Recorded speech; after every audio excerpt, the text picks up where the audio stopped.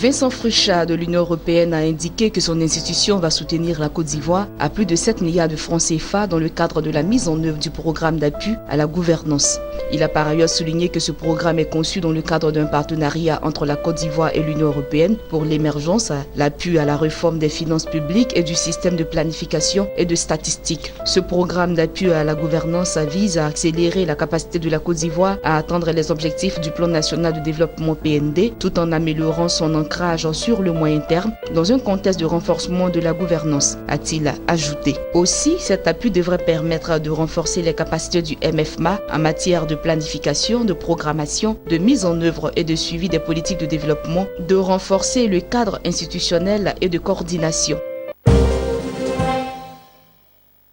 En Côte d'Ivoire, le défaut de paiement des contrats d'exportation de cacao de la part des opérateurs locaux aura occasionné une perte de plus de 200 milliards de francs CFA pour le Conseil du café cacao, l'autorité de régulation du secteur. Ce déficit résulterait de la vente totale le mois dernier par l'autorité des contrats en défaut portant sur 350 000 tonnes d'or brun sur le marché international, plombé par la chute des cours de la matière de 30% depuis juillet dernier. Pour combler ce manque à gagner, le Conseil du café cacao avait fait savoir au début du mois de février qu'elle réclamerait une compensation financière de la part des opérateurs concernés. Si ce dédommagement n'est pas réalisé, l'autorité envisagerait de suspendre les droits d'exportation alloués aux exportateurs locaux défaillants pour le compte de la prochaine saison.